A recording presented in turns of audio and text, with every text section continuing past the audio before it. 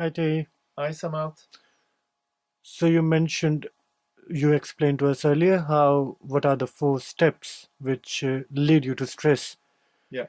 and one of them was stressful events. Would you like to shed more light on what are those events which cause stress? Okay. Scientifically and statistically proved, when you do research, when you observe, and when you do data research, you can find out that there are seven stress that are scientifically proved. First stress is birth-related stress. This is problem with breathing at the baby's delivery. I mean that 1 out of 5 baby will get a problem at the birth time. Often this is what we call cord, incubator, cesarean, forceps, spatula, episiotomia, and ejection. This is often the key problem is not stress, this is a lack of oxygen. This is what we call brain anoxia. It's a lack of oxygen in the brain. The problem is that it creates a shock in the amygdala, the fear part of the brain, and after that you have stress linked with commitment into life. So this is the first stress. If you want to have more information about this stress, you can read Dr. Arthur Janov. He died recently, but he was a worldwide specialist in birth stress, and he was based in LA. The second stress is linked with attachment. Attachment stress was studied by Dr. John Bowlby. He was a Scottish, this guy. He was a doctor, and this is early separation. This is early emotional loss.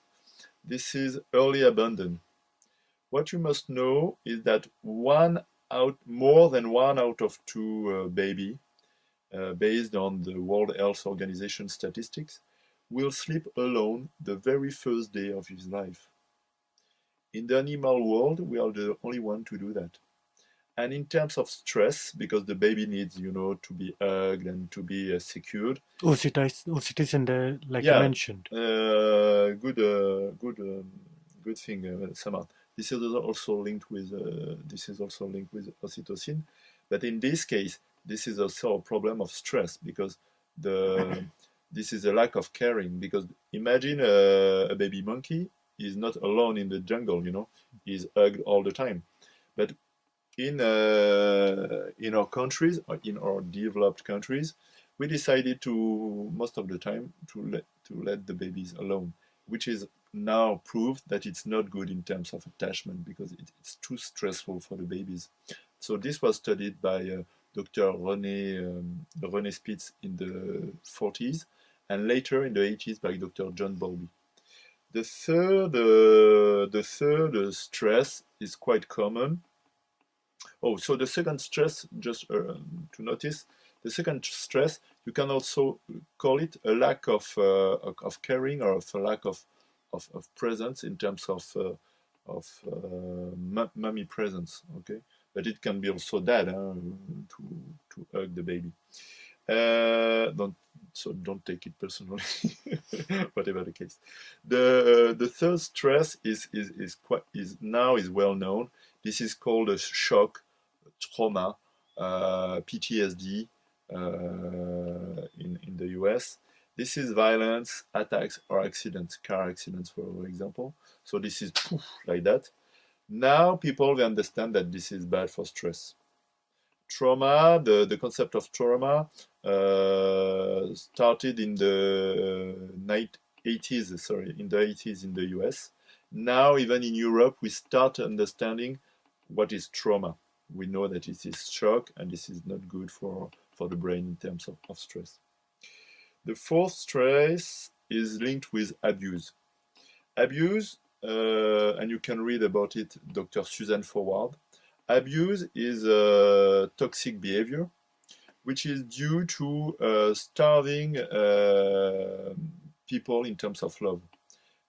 I mean, When you abuse, it's because you miss so much that you are like a zombie, like that. It's because you are starving in terms of affection and in terms of love.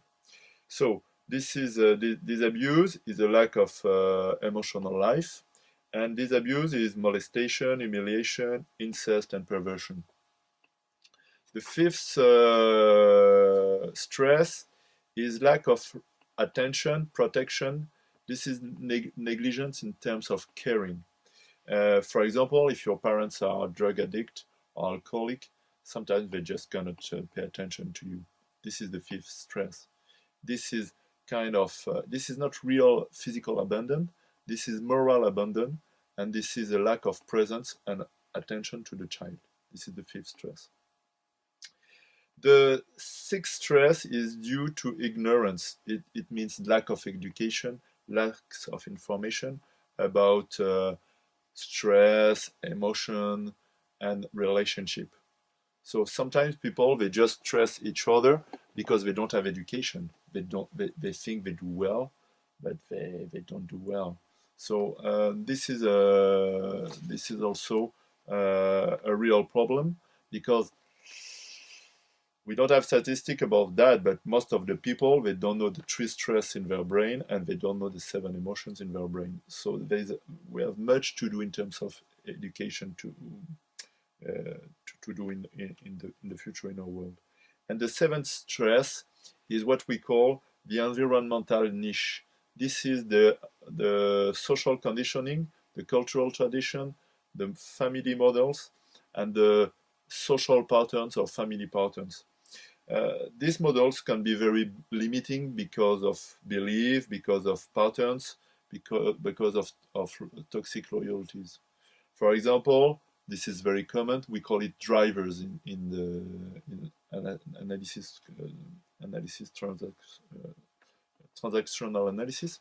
For example, it will be with the finger, be nice, be perfect, make efforts. This is conditioning. And this is the seventh stress.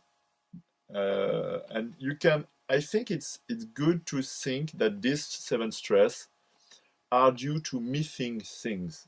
So I think it's stress is negative, but if you think about what you can put in terms of positive delivery, it's better because if you understand that there are lacks, there is neglect, it's better to understand the things you can provide in terms of caring, in terms of attention for the children. That's it. Thank you, Tei. Welcome.